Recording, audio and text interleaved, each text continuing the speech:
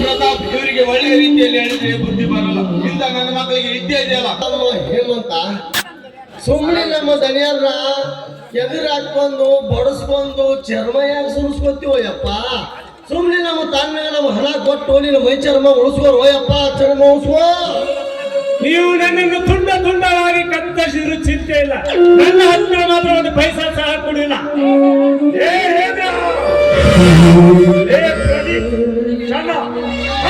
ಮಗನ ಕಂಬಕ್ಕೆ ಸುಳಿಯುತ್ತೇನೆ ಇವನ ಮೈ ಚರ್ಮವನ್ನು.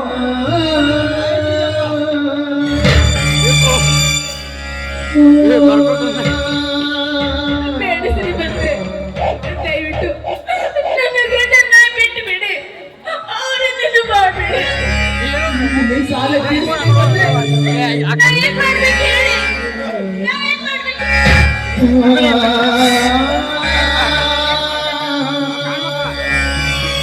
ಏನು ಮಾಡಬೇಕಾ? ನನ್ನ ಮಿತ್ರ ಪ್ರತಾಪನಿಗೆ ಒಂದೇ ಒಂದು ರಾತ್ರಿ ಸೂಳೆಯಾಗಿ ಸುಖ ಕೊಡಬೇಕು.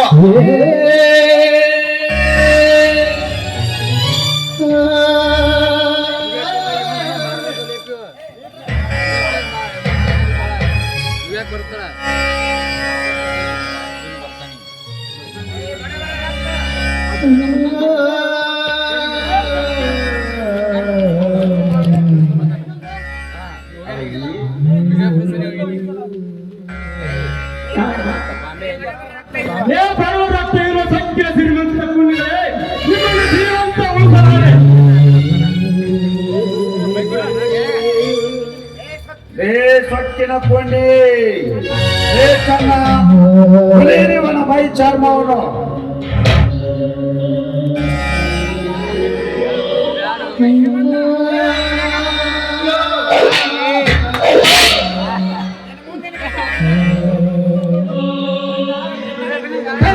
ಹೇಳಿಗಂತೆ ಕತ್ತಿ ಹಾಕಿ ಲಾಗಕೊಂಡರೆಂದು ಹಾಡುತ್ತಿರಲ್ಲ. ನೀವು ತಂದರೆ ಎಂದು ನಾನು ಕೈ ಎತ್ತಿ ಹೇಳ್ತೇನೆ. ಇಡೀ ಜಿಲ್ಲೆಯನ್ನು ಆಳಬೇಕೆಂದು ಹೊರಟಿರುವ ಈ ಪ್ರದೀಪ ಪ್ರತಾಪನಿಗೆ ಸೊಕ್ಕಿನಿಂದ ಮಾತನೇ ಕತ್ತನೆ ಮಗನೇ.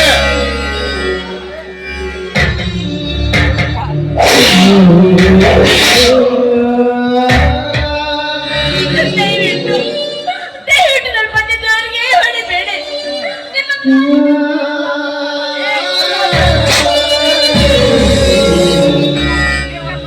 ನಿನ್ನ ಪತಿ ದೇವರನ್ನು ಬಿಡಬೇಕಾದರೆ ನೀನು ನಾವು ಹೇಳಿದಂತೆ ಕೇಳಿದರೆ ಮಾತ್ರ ಬಿಡುತ್ತೇವೆ. ನೀವು ಹೇಳೋದಕ್ಕೆ ನಾನು ಕೇಳ್ತೇನೆ. ನೋಡವ ಯವ ಮಂಜವ, ನೀನು ಮಣಿ ಬಿಟ್ಟು ಹೋಗುದು ಬೇಡ, ನಮ್ಮ ಸಾವುಕಾರಿಗೆ ಸೂಳೆ ಆಗೋದು ಬೇಡ. ನಮ್ಮ ಸಾವುಕಾರ ಮನ ತನಿಸುವಂತ ಒಂದು ಇಂಪದ ಗೀತೆ ಹಾಡಿಬಿಡು. ಈ ಕೆಲಸಕ್ಕೆ ಮಾತ್ರ ಒಪ್ಪಿಕೊಳ್ಳಬೇಡ.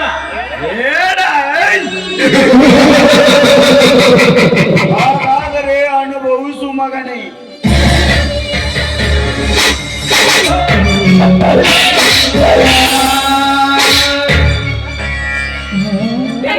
ಕತ್ತಿ ಹಾಕಿ ಮನಸ್ಸಿಲ್ಲದ ಒಂದು ಹೆಣ್ಣಿಗೆ ಹಾಡುಗಳನ್ನು ಒತ್ತೆ ಹಾಕಿಸಿರಲ್ಲ. ಈ ಸಮಾಜದ ಗಲಾಟೆಯರು ನಿಮಗೆ ಗಂಡಸರೆಂದು ಕರೆದರ ಹಾಡಿಗೆ ಹುಟ್ಟಿದ ಮಕ್ಕಳ ಎಂದು ಕರೆದರೆ ತುತ್ತುಗಳಿಗೆ ಗತಿ ಇಲ್ಲದ ಬಡವ ಹಳ್ಳಿಗೆ ಹುಲಿ ಎನಿಸಿಕೊಂಡಿರುವ ಈ ಬಲ್ದೂರಿಗೆ ಅದರಕ್ಕೆ ಹುಟ್ಟಿದ ಮಕ್ಕಳೆಂದು ಬಗಳಿದೆಯಾ? ಹಲಕ ನನ್ನ ಮಗನೇ.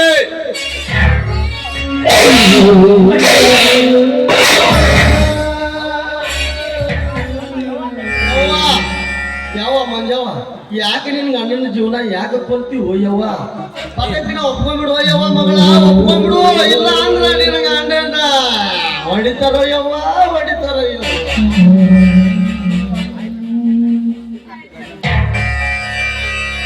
ಶ್ರೀಮಂತರೆ, ನೀವು ಹೇಳೋದಕ್ಕೆ ನಾನು ಹಾಡೇ ಕುಡಿಯುತ್ತೇನೆ. ಆದ್ರೆ ನನ್ನ ಗಂಡನ